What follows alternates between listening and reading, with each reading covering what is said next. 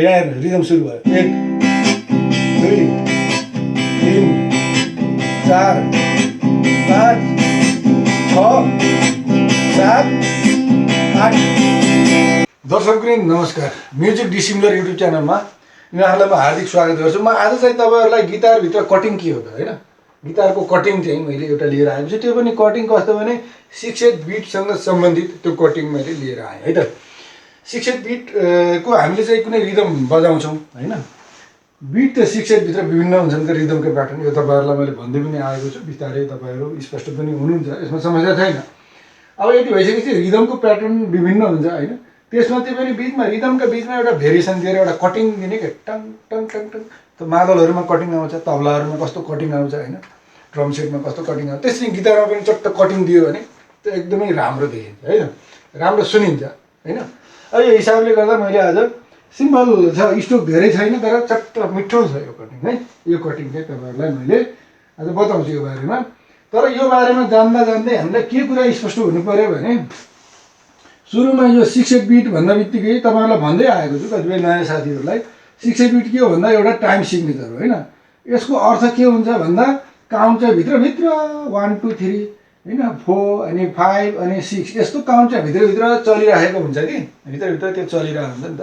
त्यो काउन्ट चाहिँ चलिरहेछ है भन्ने चाहिँ यसले सङ्केत गर्छ। यतापट्टिको पार्टले, यतापट्टिको चाहिँ यो हान्ने स्ट्रोकहरूको नाम हो। त्यसमा पनि 5 ठाउँमा हान्ने, 1 ठाउँमा नहान्ने। 5 ठाउँमा हान्ने भनेर मात्रै हुन्छ, के हान्ने त हैन।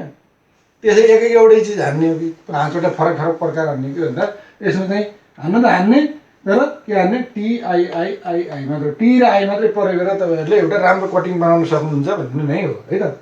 अब यसमा के रहेछ, स्ट्रोक सङ्ख्या निकालौँ नि त। स्ट्रोक सङ्ख्या कति भयो ल भन्नु त, 1 2 3 4 5। बिहान नहान्ने भनेपछि कति 5 ठाउँमा हान्नु पऱ्यो हैन।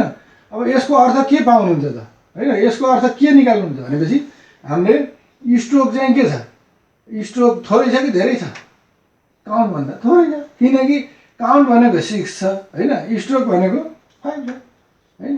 अब यसले चाहिँ अब 6 इज ग्रेटर देन 5 अर्थात् 5 इज लेस देन 6, यो चाहिँ भइहाल्यो। यति भइसकेपछि अब हान्ने त हान्ने ल, स्ट्रोक चाहिँ 5। अब कहाँ हान्ने त हैन, अब कहाँ कहाँ स्ट्रोक गर्ने त, कुन कुन स्थानमा। स्थान भनेर बुझ्दा नि हुन्छ है यो टाइमको हिसाबमा, अर्थात् फर्स्ट काउन्टमा हान्ने, सेकेन्डमा हान्ने छ नि त, थर्डमा पनि हान्ने रहेछ, फोर्थमा हान्ने, फिफ्थमा हान्ने, 6मा चाहिँ नहान्ने है। यो चाहिँ भएको छ है। अब यो हिसाबले यति गऱ्यो भने चट्ट कटिङ भन्दो रहेछ। टी भनेको के हो तपाईँहरूलाई मैले भन्दै आएको छु होइन। अब यसलाई टी भन्नाले पुरै तपाईँहरूले यहाँ हेर्न सक्नुहुन्छ कि पुरै यहाँबाट यसरी वा तल लगायो भने टी भन्छ त्यसलाई होइन। यसलाई सिम्पली यतिको लागि त डाउन अपले पनि बुझाउँछ, अलि मसिनो कुराहरूलाई बुझाउँदैन। मसिनो भेरिएसनलाई डाउन अपले D1 D2 small D1 small D2 विभिन्न गर्नुपर्छ, त्यो हुँदैन। तर यतिको लागि चाहिँ तपाईँले सिम्पली डाउन, यसलाई पनि डाउन है, त्यो स्मल डी प्रयोग गरिदिनु होइन, किनकि यो पनि डाउनै हो होइन है। यहाँ चाहिँ नहान्ने हो होइन। अब यहाँ अब यसलाई के भने, अनि यो आई भनेको के भने इन्डेक्सले हान्ने भएर इन्डेक्स कस्तो औँला पनि बुझायो आईले, इन्डेक्स प्रयोग गरेर अनि यति तल हान है। यहाँ त धेरै मिनिङ छ नि यस्तो सङ्केत। यहाँ त डाउन के डाउन डाउन होइन, थम्बले डाउन कि इन्डेक्सले डाउन कि छैन नि, तर पनि यसमा पनि बुझ्न सकिन्छ, समस्या छैन है। अब यहाँ हेर्नुहोस् आई भनेको के रहेछ, यहाँ यसो गरेर यहाँबाट सामान्य त कर्ड्स अनुसार हुन्छ होइन। कर्ड्समा कुन आफ्ना आफ्ना प्रकारका हुन्छन् होइन, कुनै नहान्ने स्ट्रिङ पनि हुन्छन्, तर समग्रमा सरल रूपमा भन्नुपर्दा यतापट्टिका 3वटालाई स्मल डी होइन, यो पुरै डाउनलाई चाहिँ क्यापिटल डी है त, त्यसरी बुझ्नुहोस् है। अब यति भयो, यति भइसकेपछि अब के रह्यो त भन्दा अब यसलाई TII। अब यहाँनिर समस्या के छ भने हामी हतारिन्छौँ है। सुरुमै हामीले के गर्छौँ, पहिले बाजा बजाउँछौँ, सुरुमा बाजा समाउँछौँ, झ्याङ्गे हानेपछि आउँछ भन्छौँ, प्र्याक्टिस पनि गर्छौँ, लामो समय लगाउँछौँ, तर प्राप्ति हुँदैन कि। मैले कति सङ्गीत परिवेषण गर्ने क्रममा सुरुमा बाजा नछुनुहोस् भनेका साथीहरूलाई यति छिटो भएको हुन्छ। बाजै बजाउन थाल्यो भने हाम्रो के हुन्छ भने पहिला बाजामा हात बसाउन ब्रेनले छुट्टै केही शक्ति लगाउनु पऱ्यो होइन। सोच्ने हाम्रो ब्रेन त एउटै ब्रेन हो नि, अनि त्यसमा चाहिँ विभिन्न पार्ट्सहरू होला नि, त्यो आफ्नो ठाउँमा छ, तर फोकस हुन पाउँदैन क्या। पहिला बाजा समाउनेमा राम्रोसँग बसेको छैन, अनि कुन हान्ने बोल त्यसमा क्लियर भएको छैन, अनि त्यो अस्पष्टताका बिच फेरि हाम्रो यो काउन्ट पनि हिसाब गर्नु पऱ्यो। अनि के हुन्छ भने धेरै काम गर्दा हामीलाई कति सिम्पल छ नि। हामीले धेरै एकैचोटि काम गर्दा कति हामीलाई चाहिँ एकदम बोरिङ भयो जस्तो, कति गाह्रो भयो जस्तो हुन्छ नि त होइन। त्यसै चाहिँ हामीले काम घटाउँ के, सिम्पल छ के, एकदम सिम्पल थ्योरी छ। बाजा बजाएर बाजा किन ढिलो आउँछ, बाजा नबजाइकन पहिला केही चिज बनायो भने किन छिटो हुन्छ भनेर रिसर्च गर्न पनि सकिन्छ होइन। त्यसको कारण एउटै हो कि हाम्रो ब्रेनले धेरै कुराहरू धेरै काम एकैचोटि गर्न गाह्रो मान्छ है। मल्टिटास्किङ भन्दा पनि कतिपय रिसर्चले देखाएको छ, मैले यस बारेमा त्यति बोल्नु चाहिँ नपर्ने हो।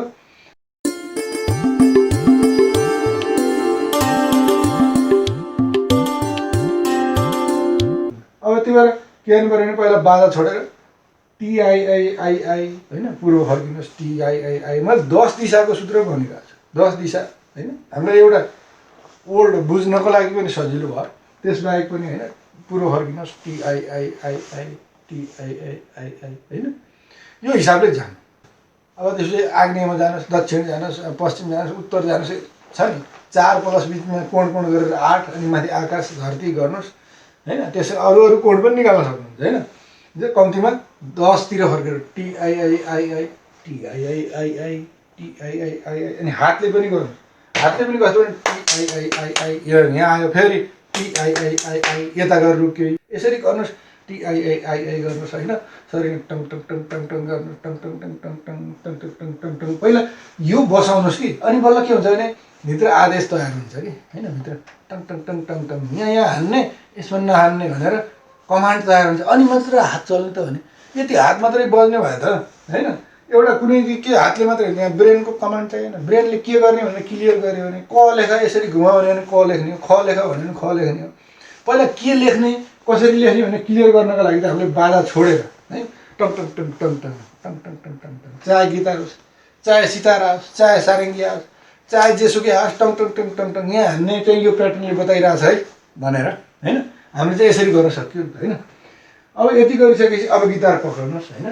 गिटार पक्रेर अब के गर्नुहोस् भने, जस्तो अब एउटा रिदम तपाईँहरूले पहिला बजाइराख्नुहुन्छ,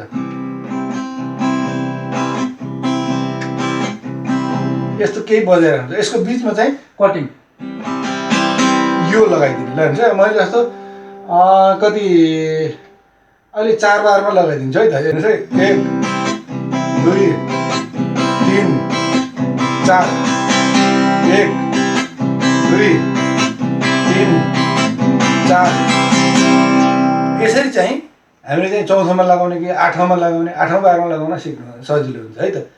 कटिङ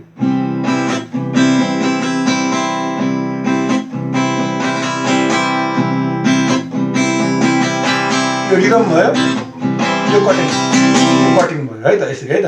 अब 8 बारमा लगाउँ ल। 1 2 3 4 5 6 7 8, 1 2 3 4 5 6 7 8, यस्तै गर्नु छ है प्र्याक्टिसमा। अब खास यसो आइडिया दिनु मात्र हो, म पनि त्यस्तो केही बजाउने होइन होइन। यसरी गर्नु छ होइन, सिकाउने हो, प्र्याक्टिस त आफै गर्ने हो। जसले धेरै हात बसाउँछ उसको हात लाग्दै जान्छ, तर सोच यसरी गर्नु है भनेर मैले यति कुरा मात्रै सुझाएँ। अब ठिकै छ, यसमा चाहिँ क्लियर भएन भने यहाँ चाहिँ अलि स्पष्ट टिआइआइआइआई ग्याप यहाँ नहान्ने हो नि होइन। यो चाहिँ क्लियर हुनु पऱ्यो। अहिले हेर्नुहोस् है, अब यहाँ हेर्नुहोस् रिदम सुरु भयो। 1 2 3 4 5 6 7 8, 1 2 3 4 5 6 7 8, यसरी गर्नुहोस् है त। यो के भने टिआइआइआइआई